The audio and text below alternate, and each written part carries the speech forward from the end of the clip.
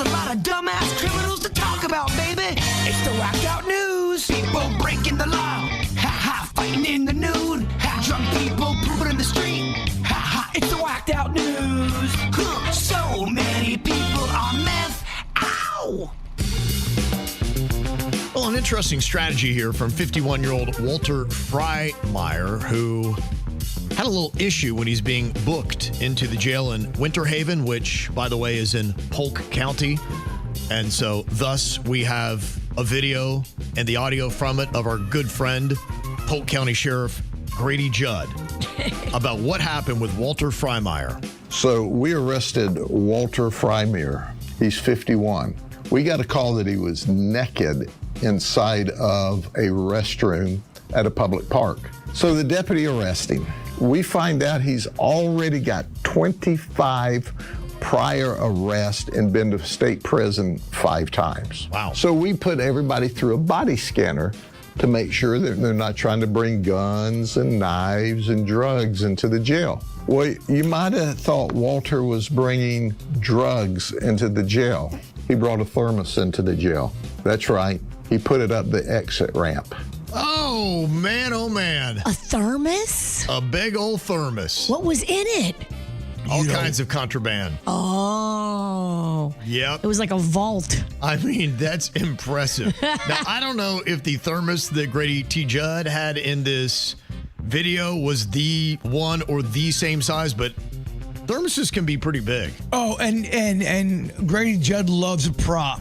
Loves a prop. He did. He had a prop in this. Yes. I mean, the circumference. It's, impressive to be able to put that up your, as he called it, your exit ramp. Which is another classic Grady Judd line. We saw that and we said, dude, what are you doing here? He said, well, I put that inside my body 24 hours earlier. What? And he didn't swallow it. The deputy saved his life. Oh, and that was after Walter threatened to kill the deputy for arresting him. Okay. Oh, my. He's something, huh? There's a lot going on there. Yeah. Wow. Well, federal prosecutors say 29-year-old Uber driver Jonathan Findernecht has been charged with arson for starting the Palisades fire that killed 12 people and burned more than 23,000 acres in January. After setting the fire, Rindernecht repeatedly tried to call 911, but he had no cell service where he was.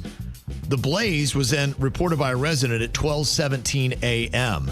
Now, he finally got through to 911, and while he was on the line, he allegedly asked ChatGPT, "Are you at fault if a fire is lit because of your cigarettes?" Oh.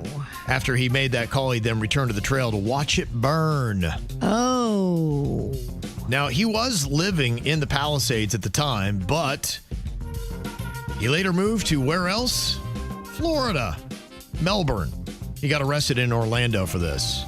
So he accidentally set this fire with a cigarette. I don't know that it was accidental. I think they're going to get him for intentionally doing it. Some of his passengers had said that he was seemingly frustrated or just angry or had just some underlying tension that was going on. And then they have the whole thing of who he dropped off last, where he went.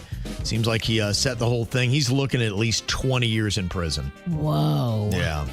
Yeah, that Spencer Pratt is not letting up on Saw that, yeah. Newsom. Yeah. He's got a whole federal investigation looking into where the fire aid money went. Yeah. Remember they did that big concert? Yeah. And they raised millions and millions. Well, turns out it went to a lot of charities. Mm-hmm. And some of those charities, his partner, his life partner, sits on the board of. And Who's they can't. Gavin Newsom's? Yeah, his wife or His whoever. wife, yeah. They call it the first partner. I don't know why they say that, but they do. I think it's his wife. Yeah, I saw him yesterday doing a video about the assistant for Karen Bass, who's the mayor of L.A., and he's very critical of her because, she took off, left the country. Kind of these things were going on. Out of town, yeah. He's coming for him. Yeah, look out. Well, a Vermont substitute teacher has been cited after allegedly being so drugged out during class that she thought one of her students was her dog. You said a substitute teacher? Yep. Oh, boy. Substitute teachers are wild, man. They are always in the news doing something wacky. I feel like they go through less rigorous screening than a real teacher. Here is the story about 47-year-old Melissa Martin. A Barry mom says when she asks her kids how was school, the last thing she'd ever expect to hear is what her son told her while getting off the bus Wednesday. He looked visibly shaken and upset, and I asked what had happened today, and he said that his substitute teacher was clearly on drugs and was acting crazy. Those were his exact words. And she said to him, "Hey, Teddy, why are you off your leash?" And my son was like, "What?" And she was like, "Yeah, Teddy, get back inside." He was concerned and later found out that Teddy is actually her dog's name. District Superintendent Joanne Canning says Martin has been a permanent substitute in the district for about 3 years. Police say Martin's unusual behavior was linked to cocaine use. Cocaine? Yeah, cocaine. In fact, the school administration, they asked her, and she's like, "Yeah, it's in my jacket pocket." Oh, boy. And that was in the classroom she was teaching in. She had coke in her jacket pocket in the class. Wow. And she was cited for possession and reckless endangerment. She definitely did a bump in the classroom. Wow. It's wild. It's pretty crazy, right? Well, a fight broke out at a Family Dollar in North Carolina over a NASCAR shirt. Of course it would. Yeah, it ended with one person pointing a gun at another person. Oh, my.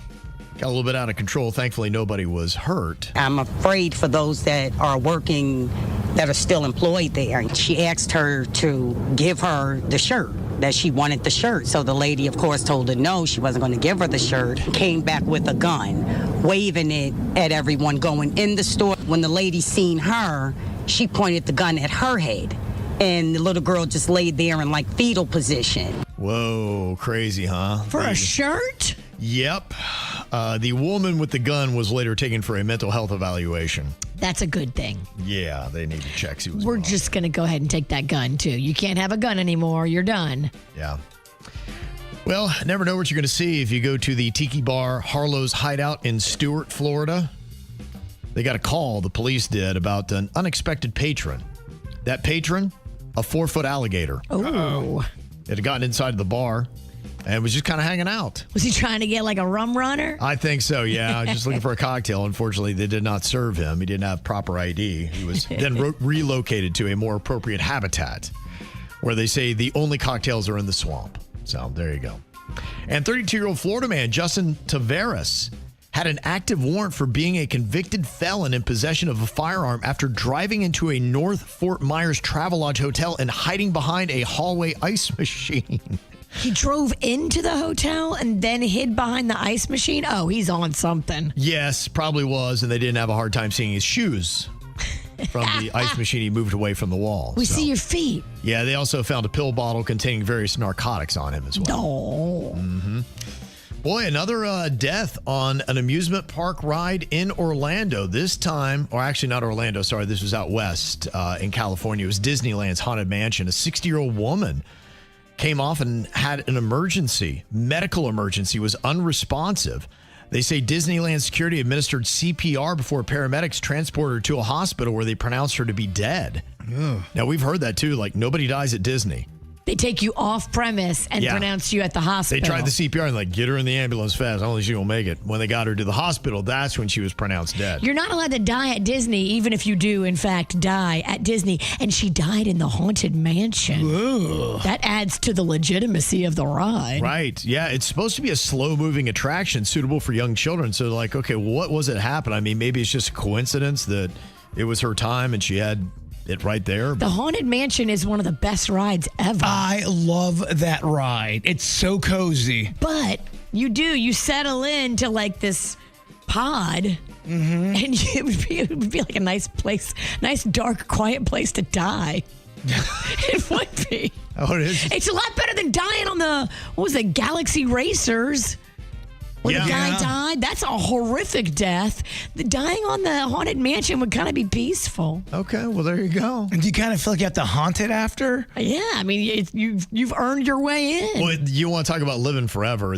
Your name will live on, and people will tell you, do you know there was a woman that died on this ride? I don't hate it. Okay. You think maybe it was a Disney plant?